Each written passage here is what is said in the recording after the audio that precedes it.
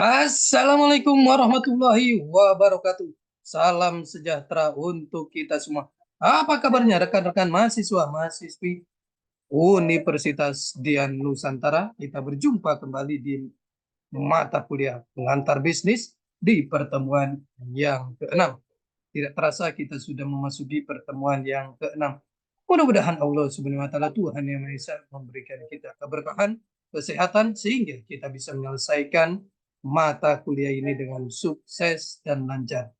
Rekan-rekan semuanya, sebelum kita memulai proses belajar mengajar ini, alangkah baiknya sama-sama kita berdoa agar proses belajar mengajar ini berjalan dengan sukses dan lancar.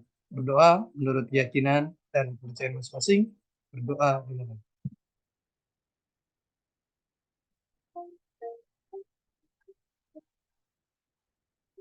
selesai.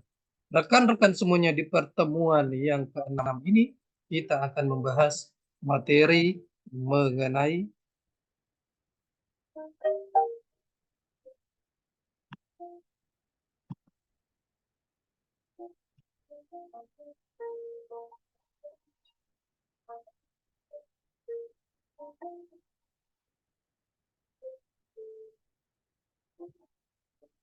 mohon izin saya share materinya. Aspek manajerial, rancangan dan struktur organisasi. Ini ada materi yang sangat menarik sekali.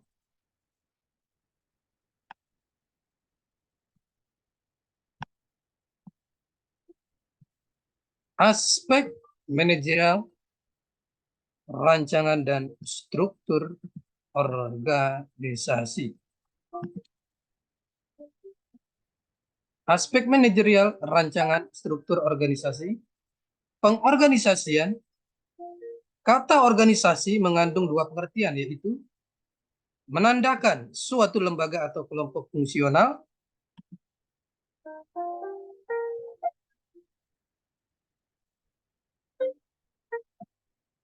dan juga proses pengorganisasian, suatu cara di mana kegiatan organisasi dialokasikan dan ditugaskan ke para anggotanya.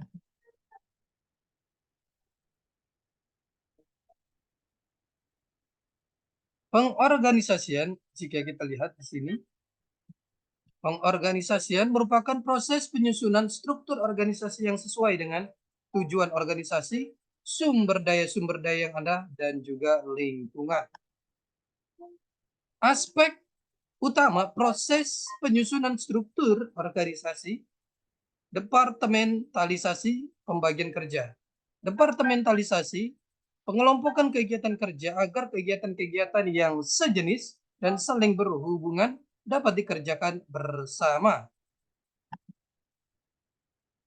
Aspek utama proses penyusunan struktur organisasi, departementalisasi pembagian kerja, departementalisasi pengelompokan kegiatan kerja agar kegiatan-kegiatan yang sejenis dan saling berhubungan dapat dikerjakan bersama.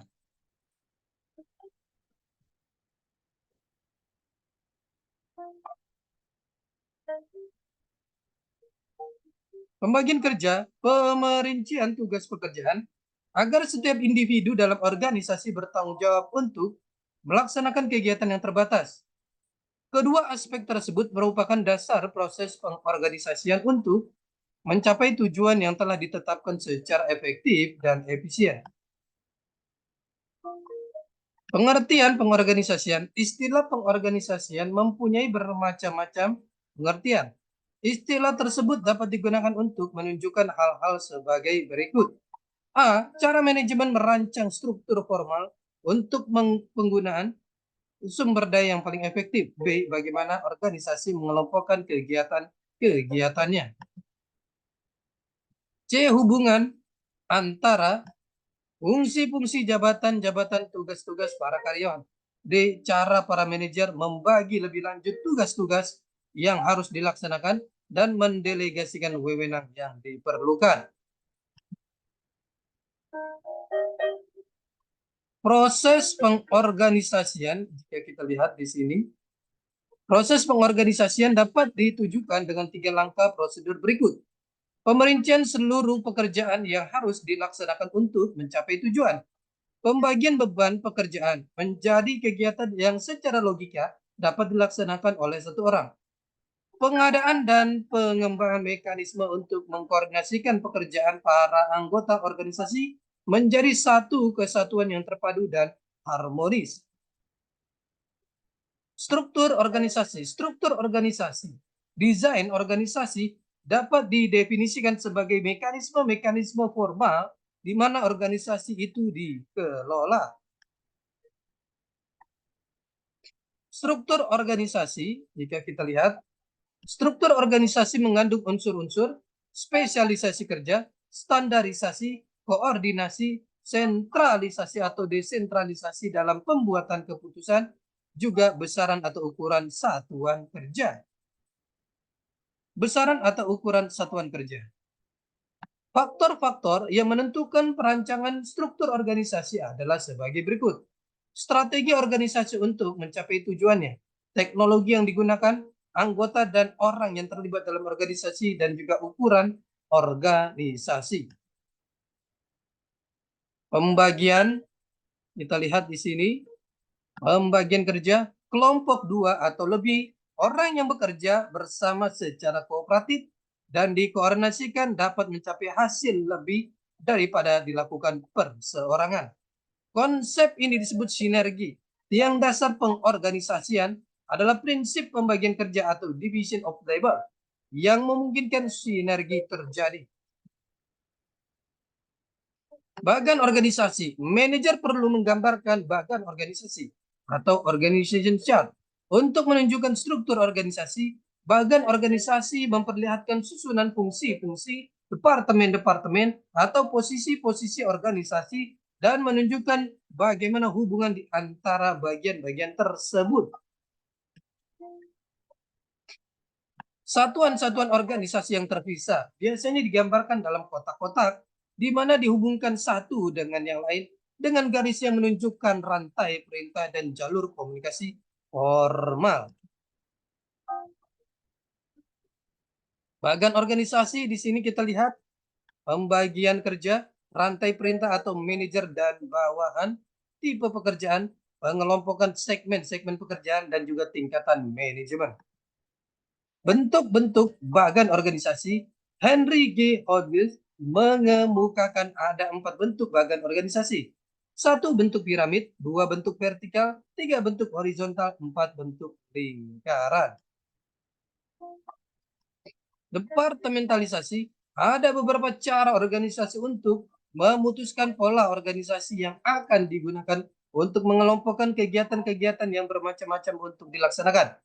Cara bagaimana kegiatan-kegiatan dikelompokkan disebut departementalisasi atau departementasi. Organisasi mempunyai 3 tipe kelompok-kelompok kerja formal. Kesatuan tugas khusus, panitia, dewan, atau komisi. Ini adalah kelompok-kelompok kerja formal organisasi. Kesatuan tugas khusus atau task force, kita lihat, atau tim proyek dibentuk untuk menangani suatu masalah atau tugas khusus. Keberadaannya hanya sampai masalah dipecahkan. Biasanya dibentuk untuk menangani masalah dan tugas yang kompleks dan melibatkan beberapa satuan kerja organisasi. Kelompok-kelompok tugas meliputi para wakil atau para pembuat keputusan. Dari satuan-satuan organisasi ditambah para ahli yang secara teknis diperlukan.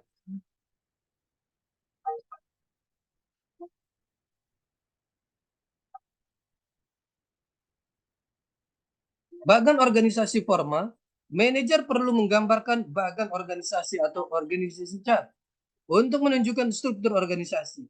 Bagan organisasi menggambarkan 5 aspek utama struktur organisasi. Pembagian kerja, manajer dan bawahan rantai perintah, tipe pekerjaan yang dilaksanakan, pengelompokan pekerjaan, dan tingkatan manajemen. Pengorganisasian dan struktur organisasi. Kata organisasi mengandung dua pengertian, yaitu proses pengorganisasian, suatu cara di mana kegiatan organisasi dialokasikan dan ditugaskan ke para anggotanya, menandakan suatu lembaga atau kelompok fungsional. Pengorganisasian atau organization merupakan proses penyusunan struktur organisasi yang sesuai dengan tujuan organisasi, sumber daya yang ada, juga lingkungan.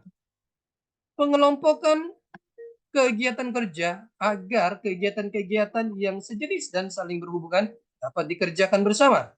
Aspek utama proses penyusunan struktur organisasi, departementalisasi, pembagian kerja.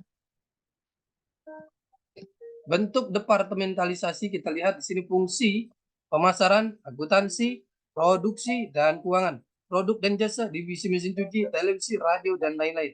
Wilayah, divisi DKI, Jawa Barat, Jawa Tengah, dan lain-lain. Langganan, penjualan, industri, pedagang eceran, militer, pemerintah, proses dan peralatan, departemen pemotongan, pembungkusan, waktu, shift pertama, kedua, dan ketiga, pelayanan, kelas bisnis, ekonomi, dan eksekutif.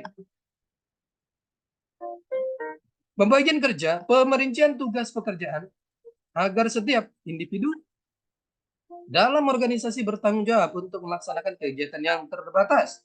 Kedua aspek tersebut merupakan dasar proses pengorganisasian untuk mencapai tujuan yang telah ditetapkan secara efektif dan efisien. Pengertian pengorganisasian, istilah pengorganisasian mempunyai bermacam-macam pengertian. Istilah tersebut dapat digunakan untuk menunjukkan hal-hal sebagai berikut. Cara manajemen merancang struktur formal untuk penggunaan sumber daya yang paling efektif. B. Bagaimana organisasi mengelompokkan kegiatan-kegiatannya.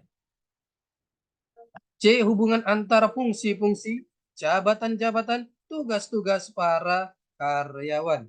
D. Cara para manajer membagi lebih lanjut tugas-tugas yang harus dilaksanakan dan mendelegasikan wewenang yang diperlukan.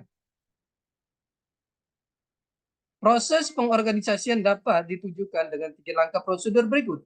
1. Pemerincian seluruh pekerjaan yang harus dilaksanakan untuk mencapai tujuan. B. Pembagian beban pekerjaan menjadi kegiatan yang secara logika dapat dilaksanakan oleh satu orang. C. Pengadaan dan pengembangan mekanisme untuk mengkoordinasikan pekerjaan para anggota organisasi menjadi satu kesatuan yang terpadu dan harmonis. Struktur organisasi, desain organisasi dapat didefinisikan sebagai mekanisme formal di mana organisasi itu dikelola. Rekan-rekan semuanya, ini adalah pertemuan kita yang ke-6. Kita akan berjumpa di pertemuan-pertemuan selanjutnya. Tetap semangat belajar untuk mencapai kesuksesan. Salam sehat selalu. Assalamualaikum warahmatullahi wabarakatuh.